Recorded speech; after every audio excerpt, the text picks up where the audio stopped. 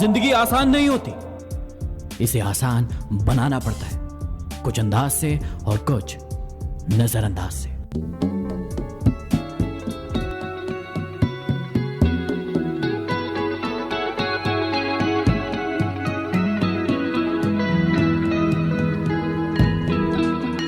खुद ही अंदाजा लगा लेते हैं बुलंदियों का आसमान की, परिंदों को नहीं दी जाती तालीम उड़ान की।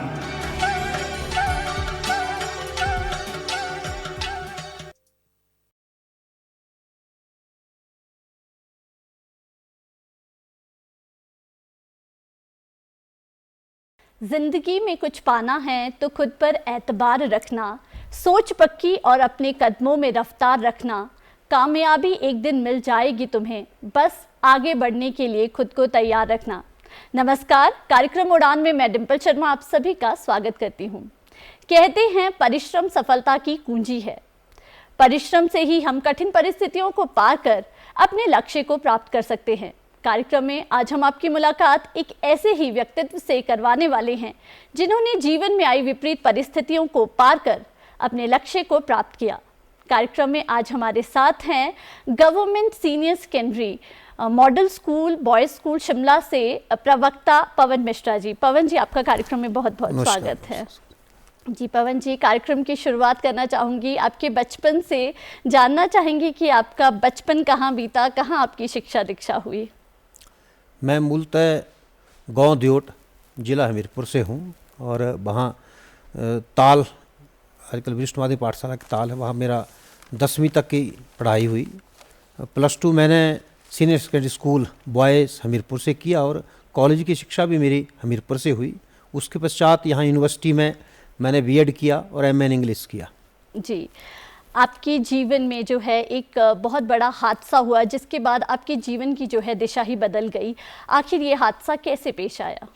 मेरे ख्याल में मैं 7वीं 8वीं में था तो खो खो खेला करता था, तो खेलते खेलते कहीं टांग के घुटने में लग गई जी। और बहुत देर बाद पता चला कि अंदर क्लॉटिंग थी जिससे गैंग्रीन बन गया। और मैं 9th में था उस टाइम, मार्च परीक्षाओं का समय था, परीक्षा नहीं दे पाया था उस टाइम। तो उस टाइम फिर डॉक्टर ने कहा इसको निकालना पड़ेगा। 2.5 साल के अथक प्रयास के बाद वो उसको नहीं बचा पाए। और जब ये सब हुआ तो ऐसे लगा जीवन में अब अंधेरा ही अंधेरा है, मैं क्या करूँगा, कैसे जीऊँगा। और बहुत से लोगों के विचार भी ऐसे थे कि बच्चा क्या करेगा, अब कैसे जिएगा। कईयों ने कहा इसको टेलरिंग वगैरह सिखा दो तो अच्छा रहेगा।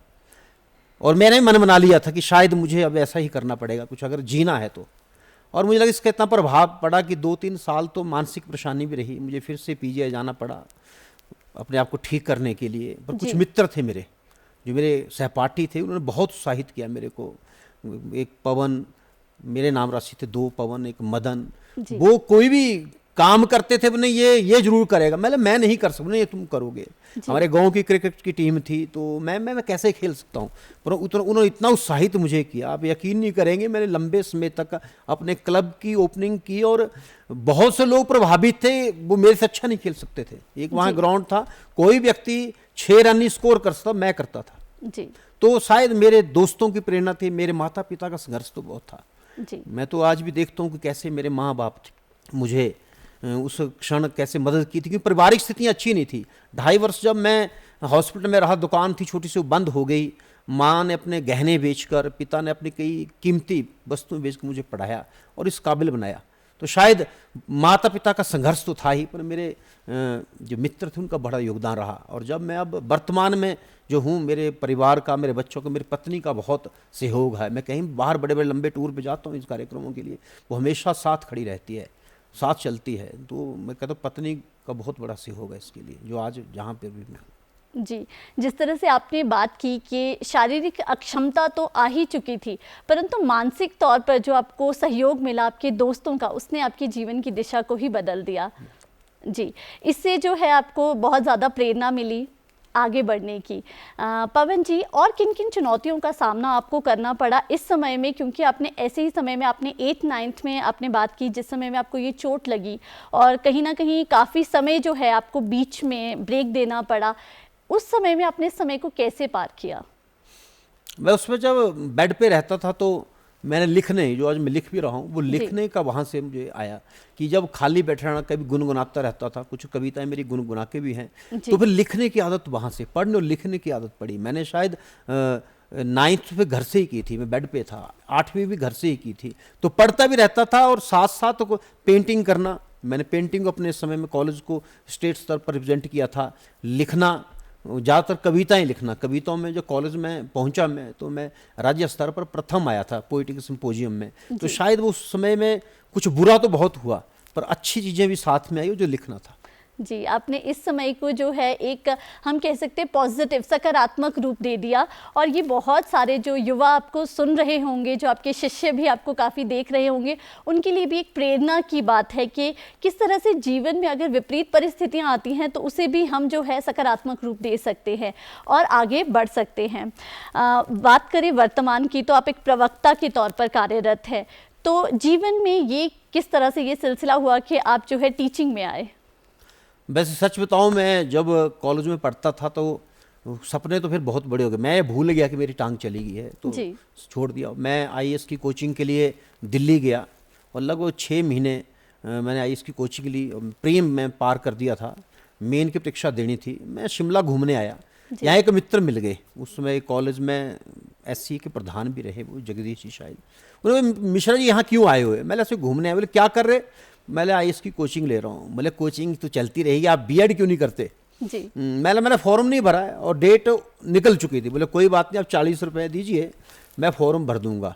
तो एक बाई चांस योग, शायद मुझे अध्यापन में आना होगा, वो फॉर्म भरा। जब मेरिट आई तो मेरा 32वां नंबर था और शिमला में बीएड में एडमिशन हो गया। तो थोड़ा एक कविताओं का शौक था। फिजिक्स में 2 नंबर से रह गया था मैं मेरिट में। तो फिर मैंने सोचा कि क्यों ना एमए इन इंग्लिश की जाए, शायद लिखने में कुछ सहयोग मिलेगा। तो इस तरह फिर ये शिक्षा क्षेत्र के चलाया। और मुझे लगता है शायद कोई अच्छे कर्म किए होंगे। अध्यापक बनना एक बहुत ही श्रेष्ठ कार्य है, और मुझे लगता है कि पुण्य के काम व्यक्ति ने किए होते हैं तभी शायद ये काम मिलता है, क्योंकि आप एक समाज निर्माण का काम करें, बच्चों का भविष्य आपके हाथों से बन के निकलता है। इससे अच्छा काम शायद जीवन में कोई हो नहीं सकता। जी, आज का जो भविष्य है, जो कल का हमारा भविष्य है, उनके साथ आप रह रहे हैं, तो निश्चित तौर पर आप भविष्य निर्माण का कार्य ही कर रहे हैं।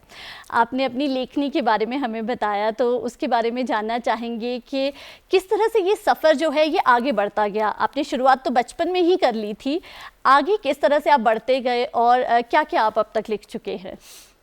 मैंने तो कहा कि जब बीमार था तब कुछ लिखना शुरू किया था, और ऐसे लिखता जब खाली होता है या कई बार महसूस हो ही जाता कि कुछ तो कम है, तो आदमी ऐसे उदास भी हो जाता है। तो उन उदासियों में कई बार उत्साह के लिए लिख देते हैं, या कई बार जो मन में उदासी उसके कारण लिख। तो ऐसा 9वीं 10वीं से लिखना, मुझे याद है कि 9th में शायद मैंने कविता पहले लिखी थी और लिखता गया, पर आगे रास्ता पता नहीं था। मैं लिखता जाता, कोई कागज कहीं बिखरे रहते थे। और जब मैं अध्यापन में आया तो कुछ लोगों ने कहा कि आप अच्छा लिखते हैं, आप छापते क्यों नहीं? मुझे पता नहीं है। डॉक्टर इंद्र जी हैं, अच्छे कवि हैं, आजकल सेंट्रल यूनिवर्सिटी धर्मशाला में शायद वो हैं। उन्हें कही मैं आपकी बात कराता हूँ, तो उन्होंने फिर वो पूरा संकलन मेरा सहयोग दिया। हमने जोड़ी सारी कविताएं जो पढ़ी थी और उसकी 2 किताबें बनी, और फिर दिल्ली से वो छपी। और शायद उनके सहयोग से बहुत से कवि सम्मेलनों में मैं जाना शुरू किया। नहीं तो लिखता तो बहुत पहले, रास्ता मालूम नहीं था, पर मैंने कहा कि मित्रों का सहयोग तो रास्ता भी मिल गया, और आज में बहुत से लोग जो हैं एक लेखक कवि के रूप में भी जानते हैं। यदि हम विषयों की बात करें कि किन विषयों पर आप आमतौर पर लिखना पसंद करते हैं, तो वो क्या है? मेरी ज़्यादा कविता जो उत्साहवर्धन के लिए होती हैं। कोई पिता के ऊपर कविता, मैंने कहा कि मेरे माता पिता का मेरे संघर्ष में शायद उन्हीं के कारण आज यहाँ हूँ। तो माता और पिता, माँ के ऊपर तो 5-6 कविताएं हैं। बहुत से कविताओं को जाने मैंने पढ़ा है, तो बहुत सी महिलाओं को रोते भी देखा है। अभी हमारे स्कूल का कार्यक्रम था एनुअल डे फंक्शन, तो मैंने ऐसे आग्रह किया कि मैं कविता रख दूं, क्योंकि मंच का संचालन कर रहा था। तो कुछ महिलाएं रोने लग पड़ी, और बाद में आपने ऐसी कविता पढ़ दी कि हमारी आंखों में आंसू आ गए। तो माँ के ऊपर, पिता के ऊपर सामाजिक भी हैं, कुछ रोमांटिक भी हैं, ऐसे मिक्स है सारा मिलाकर, पर अधिकतर जो है उत्साह वाली कविताएं हैं। जी, जिस तरह के आपको भाव, जिस तरह महसूस होता गया, वैसे वैसे लिखते गए। जी पवन जी, हम भी ज़रूर चाहेंगे कि आप कोई उत्साह से संबंधित कोई कविता, जिससे हमारे जो युवा आपको देख रहे हैं या वो लोग जो किसी ना किसी तरह की कठिन परिस्थिति में हैं, वो भी प्रेरणा ले सकें, तो हम चाहेंगे कुछ पंक्तियाँ आप हमें ज़रूर सुनाएं। एक बार ये स्वाहा के लिए ही है जी कि अभी साज फटा नहीं है, अभी साज फटा नहीं है, अभी साज टूटा नहीं है, इसमें राग बाकी है, अभी मैं थका नहीं हूं, अभी मैं पका नहीं हूं, सीने में मेरे आग बाकी है। चाहे राहें अनजान हो, कितनी अंधेरी सुनसान हो, मंजिलें हिमालय सी चट्टान हो, कितने विहवा चक्रवाती तूफान हो, दुनिया जीतने निकलेंगे हम, क्योंकि इरादों में फौलाद बाकी है, अभी थका नहीं हूं, अभी पका नहीं हूं, क्योंकि सीने में आग बाकी है। एक अंतिम लाइनें पढ़ देता हूं, इसकी और जी। लंबी है। कितने भी घिरे हो दुश्मनों से, मुश्किलें जीवन में कितनी भी है कोई फर्क नहीं पड़ता, कितने भी घिरे हो दुश्मनों से, मुश्किलें लाखों बाहें फैलाए खड़ी हो, कैसी भी आफत की घड़ी हो, बेशक जान पर आ पड़ी हो, हार जाएं ऐसा मुमकिन नहीं, हार जाएं हम ऐसा मुमकिन नहीं, क्योंकि कबूतरों के बाड़े में अभी बाज बाकी है, अभी थका नहीं हूं, अभी पका नहीं हूं, क्योंकि सीने में अभी आग बाकी है। तो एक उत्साहवर्धन कविता है और कोरोना काल में बहुत ये चली थी। जी, तो आपने कोरोना के समय में भी काफ़ी कुछ लिखा। हाँ, उसमें तो बहुत समय मिला और मेरे ख्याल में वो अभी किताब आई नहीं है, पूरी किताब और एक तैयार है काव्य की। जी, तो अब तक आपके कितने काव्य संग्रह और कहानी की जो आपकी किताबें हैं वो अब तक आ चुकी हैं? 2 काव्य संग्रह हैं, जी। एक अज्ञात शत्रु, ये जो इसमें पढ़ गई है, जी एक अज्ञात शत्रु है, और एक माँ। जब मैं जी। कहा माँ के ऊपर बहुत कविताएं, तो माँ हूना, जी, तो वो कोरोना काल में लिखी मैंने, माँ हूना। तो जो आपकी माँ हूँ ना, वो उस पे भी कुछ पंक्तियां हम जरूर सुनना चाहेंगे। बिल्कुल। जी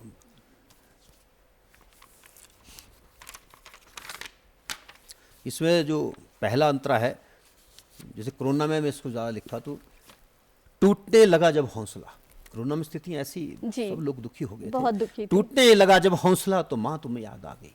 आपने देखा होगा कि कुछ भी हो तो माँ, जी। कोई मतलब माँ शब्द जरूर पहले आता है। जी। तो टूटने लगा जब हौसला तो माँ तुम्हें याद आ गई, रुकने लगे जब कदम तो माँ तुम्हें याद आ गई। और इसका एक अंतिम पढ़ता हूं मैं। जी त्याग सारी खुशियां तुम कैसे जी जाती हो, माँ अपना सब कुछ कुर्बान कर देती है। जी त्याग सारी खुशियां तुम कैसे जी जाती हो, दर्द छुपा सीने में तुम आंसू पी जाती हो। विचलित ना हो परिवार इसलिए हमेशा मुस्कुराती हो, दर्द समेट खुशियां बांट हर चेहरे को सजा गई। टूटने लगा जब हौसला तो माँ तुम याद आ गई, रुकने लगे कदम तो माँ तुम याद आ गई। तुम कभी टूटी नहीं, तुम कभी टूटी नहीं, समेटना था परिवार। तुम कभी रुकी नहीं, मातृत्व का लक्ष्य था अपार। तुम कभी झुकी नहीं, बच्चों के खड़े होने का था इंतजार। स्वाह किए सारे अपने सपने, बच्चों की सफलता में खुशी पा गई। टूटने लगा जब हौसला तो माँ तुम याद आ गई, रुकने लगे कदम तो माँ तुम याद आ गई। तो वैसे बड़ी है 2 पंक्ति। जी छंद में बहुत आप समझ खूब। पड़े।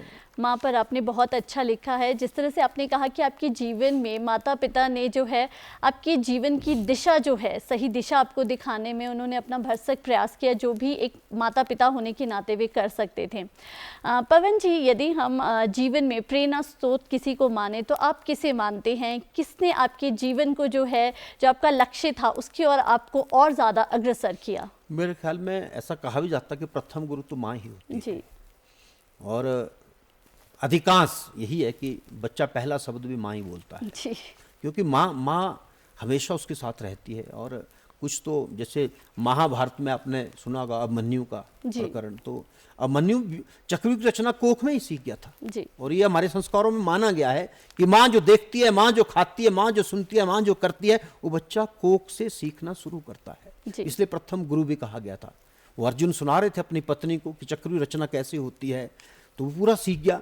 पर वो सुनते सुनते सो गई थी, इससे निकलना कैसे था, इसलिए अभिमन्यु नहीं सीख पाया। तो ये सच है कि माँ में जो भी माँ में होता ना, बच्चा कोख से लेके आता है। और बाद में भी तो मेरी माँ ने बहुत संघर्ष किया है मेरे लिए। जब स्थितियां आई तो घर का सब कुछ बिखर गया था, उसको समेटा उसने और हमें आगे बढ़ाया।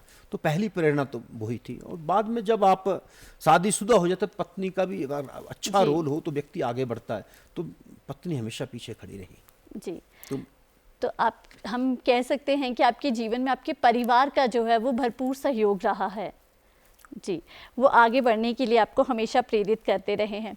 यदि हम शिक्षा की बात करें, आप खुद एक शिक्षक हैं, तो शिक्षा को आप किसी भी व्यक्ति के जीवन में हम कहें कि उसमें उसे आत्मनिर्भर बनने में कितना ज़्यादा महत्वपूर्ण मानते हैं? मेरे ख्याल में हुआ क्या कि हम बड़े लंबे समय तक परितंत्र रहे, गुलाम रहे, तो शिक्षा का अर्थ बदल गया। जी क्योंकि वर्तमान में ऐसा लगता है कि शिक्षा मतलब रोजगार, जी पर शिक्षा संस्कार होनी चाहिए थी। शिक्षा ठीक है आत्मनिर्भर तो बनाती है, पर पहले व्यक्ति बनना चाहिए, पहले व्यक्ति निर्माण होना चाहिए, ताकि एक श्रेष्ठ व्यक्ति का निर्माण हो सके। कहीं ना कहीं वर्तमान में शायद गुलामी के कारण एक लंबे समय उसमें वो शिक्षा अपना अर्थ खो गई, क्योंकि लोगों ने वर्तमान में शिक्षा को यही मान लिया कि जो आपको रोजगार देगी वही शिक्षा है। पर शिक्षा आप देखें, आप समाज में देख सकते हैं कई लोग बिना स्कूल गए इतनी अच्छी बातें करते हैं, इतनी अच्छी अंग्रेजी बोलते हैं, इतनी अच्छी संस्कृत बोलते हैं, स्कूल तो गए ही नहीं वो, तो वो तो कहीं से भी आ जाते हैं देख देख के। तो मतलब एक प्रोफेशनल और स्कूली शिक्षा अलग हो सकती है, पर शिक्षा एक बड़ा दायरा है जो आप कहीं से भी ग्रहण कर सकते हैं। मैंने कहा जैसे माँ घर में सिखाती है, मित्र सिखाते हैं, समाज सिखाते हैं, और सबसे बड़ी तो प्रकृति सिखाती है, सबसे सीखी जा सकती है।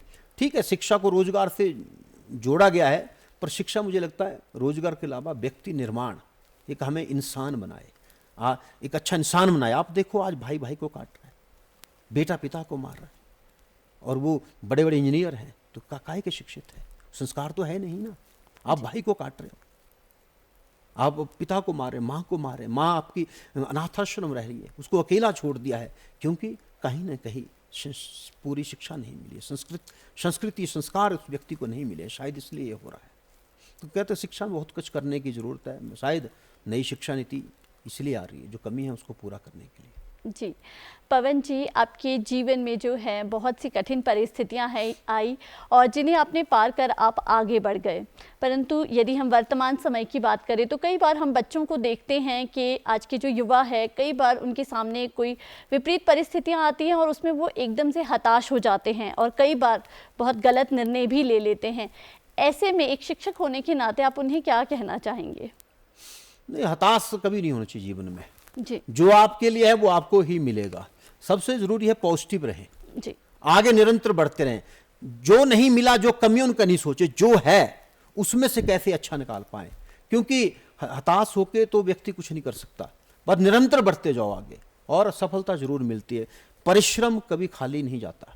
आप अब अच्छी मेहनत करेंगे, आप जरूर कहीं ना कहीं पहुंचेंगे, क्योंकि अगर संशय की एक भी किरण आपके दिमाग में, एक सोच आपकी दिमाग में आ गई तो वो सारा खेल बढ़ा देती। इसलिए सोचना नहीं, अपने पूरा विश्वास होना चाहिए कि मैं ये कर लूंगा। और जब आप ये सोचते हैं कि मैं ये कर लूंगा, तो मुझे नहीं लगता उसको पा नहीं सकते। क्योंकि एक बहुत अच्छा उदाहरण देते हैं कि नेपोलियन जब लड़ाई करने जाता पिछले पुल उड़ा देता था। क्यों? ताकि लौट के ना जा सके। पीछे लौटने के दरवाजे मुझे लगता कभी खुले नहीं रखने चाहिए, बंद रखो, मुझे आगे ही जाना है। जैसा निर्णय आप ले लेंगे तो मुझे नहीं लगता कभी हताश होंगे, आप जरूर सफलता जिंदगी में प्राप्त करेंगे। जी, आप एक संगठन से जुड़े हैं ABRSM, जिसके आप राष्ट्रीय सचिव भी हैं। इस संस्था के बारे में कुछ बताएं, ये किस तरह से जो शिक्षक के तौर पर आप इसमें कार्यरत हैं? हाँ, ABRSM अखिल भारतीय राष्ट्रीय शैक्षिक महासंघ संस्था है, पूरे भारतवर्ष, जैसे अखिल भारतीय स्वरूप है इसका, एक ध्येय के लिए काम करती है। ये शिक्षकों की संस्था है, हर तरह के शिक्षक इसमें हो सकते। शैक्षिक शब्द प्रयोग किया, अखिल भारतीय राष्ट्रीय शैक्षिक महासंघ, शिक्षा क्षेत्र में काम करने वाला कोई व्यक्ति है। एक तो यूनियन होती है, लोग अपने मुझे क्या मिली इसके लड़ते हैं, मेरे भत्ते बढ़ जाएं। इस संगठन का काम है राष्ट्र निर्माण। इसका ध्येय ऐसा है, राष्ट्र हित में शिक्षा, शिक्षा के हित में शिक्षक, और शिक्षक हित में समाज। समाज सोचे शिक्षक को क्या मिलना चाहिए, पर हम किसके लिए? राष्ट्रहित सर्वोपरि होना चाहिए। अगर हम कई बार बच्चों से पूछे बेटे क्या बनना चाहते हैं, गुरुजी डॉक्टर बनेंगे। क्यों? गुरुजी पैसा बहुत है। हम मशीन थोड़ी पैदा करना चाहते। वो भावना शून्य थे, मैं डॉक्टर बनूंगा, मैं वंचितों का इलाज करूंगा, ऐसे क्षेत्र में जाऊंगा जहां डॉक्टर नहीं है, उनके स्वास्थ्य के लिए काम करूंगा। वो भाव नहीं है, पैसा भाव आ गया, क्योंकि हमने मशीनें पैदा कर दी हैं। तो इस संगठन का काम क्या है? भावना पैदा करना, राष्ट्रहित। बच्चा देश के बारे में सोचे, ये देश मुझे, ये मेरी माँ है, ये माँ मेरा पालन, मैं इसके लिए क्या कर सकता हूं, ये भाव जागृत हो। नहीं तो बच्चे से तो मिट्टी का टुकड़ा है, उस पर थूक रहे हैं, गंदगी फैला रहे हैं, वो भाव नहीं है, ये माँ है। तो वो कब आएगा? राष्ट्रहित जब बच्चे के अंदर आएगा। तो ये संस्था राष्ट्रहित में काम कर रही है, राष्ट्रहित के लिए शिक्षा। ये जो हम शिक्षा दे रहे हैं, इसमें राष्ट्रहित सर्वोपरि होना चाहिए, बच्चे में भावनाएं आनी चाहिए, वो मशीन ना बनना चाहिए। तो इसके लिए संगठन लगातार काम कर रहा है और बड़ा विस्तृत संगठन है। 12 लाख से ज्यादा अध्यापक इसमें वर्तमान में जुड़े हुए हैं। जी, आपका जो है खेलों से भी बहुत अटूट नाता रहा है। जिस तरह से आपने कहा, चाहे कैसी भी परिस्थितियां आई हैं, आप आगे बढ़ते गए हैं, इसका श्रेय आप किसे देते हैं? ये तो शायद डीएनए में रहा होगा। और जी, खो मैं बहुत जुड़ा हूँ। बचपन में खेलने का प्रयास किया, शायद वो नहीं खेल पाया। इसके बाद लोगों ने खेलने में, शायद खेल भी सकता था, पैरा गेम्स में जा सकता था, पर कोई ने गाइड नहीं किया। पर जब मैं नौकरी में आया और मैं जहाँ भी रहा, जिस स्कूल में मैं रहा हूँ आज तक, उसका इतिहास है कि भाई खो तो वही स्कूल जीतेगा। अभी लाल पानी का किस्सा तो अभी बहुत चला था। लाल पानी में ग्राउंड नहीं है, खो के लिए कच्चा ग्राउंड या मैट चाहिए होती, तो वहाँ नहीं था जी। तो प्रधानाचार्य जानते थे मुझे, मार्कंडेय जी, कहा भी खो खिलाएंगे। मैं बिल्कुल। तो हमने बिना ग्राउंड के खो की तैयारी की। वहाँ जब पहला मैच लगा तो लोगों को लगा तो हार जाएंगे, वहाँ तो ग्राउंड नहीं है, और सब उल्ट हो गया। और हम बाद में विनर बन के निकले। तो लोगों में धारणा है यहाँ कि जहाँ मिश्रा जी होंगे, खो तो उसी स्कूल की होगी। तो मतलब खो के लिए लगाव भी है और मेहनत तो करानी पड़ती है बच्चों के लिए। तो आपको किसी तरह की समस्या नहीं आती है जिस समय में आप उनको प्रैक्टिस करा रहे होते हैं? मैं भूल जाता हूँ कि टांग नहीं है जी। मैं सोचता, कोई याद कराए तभी अच्छा नहीं है, नहीं तो सोचता ही नहीं हूँ कि अंग नहीं है। कभी सोचा ही नहीं इस विषय में, भूल गया हूँ। बस आगे बढ़ना है। ये आपने बहुत ही प्रेरणा की बात कही है सभी देखने वालों के लिए। जो भी हमारे दर्शक हमें देख रहे हैं, हम चाहेंगे कि आप उन्हें कुछ संक्षेप में अपना संदेश दें। हाँ बिल्कुल। मेरे ख्याल में हम अगर कमियों के बारे में सोचते, मेरे पास ये नहीं है, मुझे ये हो गया, मैं ये नहीं, तो आप जीवन में कभी कुछ नहीं कर सकते। जो है उसी में से सर्वश्रेष्ठ कैसे दे सकते हैं। जब आपकी सोच सकारात्मक होगी तो आप जीवन में जो चाहते हैं वो पा लेते हैं जी। इसलिए पीछे मुड़ के नहीं देखना, आगे बढ़ना है। जो व्यक्ति निरंतर बढ़ते जाते हैं, मुझे नहीं लगता मंजिल कभी उन्हें नहीं मिलती। मंजिल तो ऐसे लोगों का इंतजार करती है कि आप आइए, मैं तो आपके लिए ही हूँ। बस सोचना है और मेहनत करनी है, और मेरे पास क्या नहीं है ये नहीं सोचना है, जो है उसमें से सर्वश्रेष्ठ देना है। तो मुझे लगता है सफलता नहीं मिलेगी। जी पवन जी, आप कार्यक्रम में आए और प्रेरणा से जुड़ी इतनी सारी बातें हमसे आपने साझा की, इसके लिए आपका बहुत बहुत धन्यवाद। नमस्कार। आज कार्यक्रम में हम मिले पवन मिश्रा जी से और उनसे जाना कि किस तरह से विपरीत परिस्थितियों को पार कर आप अपने जीवन के लक्ष्य को प्राप्त कर सकते हैं। आज कार्यक्रम में बस इतना ही, फिर होगी आपसे मुलाकात। तब तक दीजिए इजाजत। नमस्कार।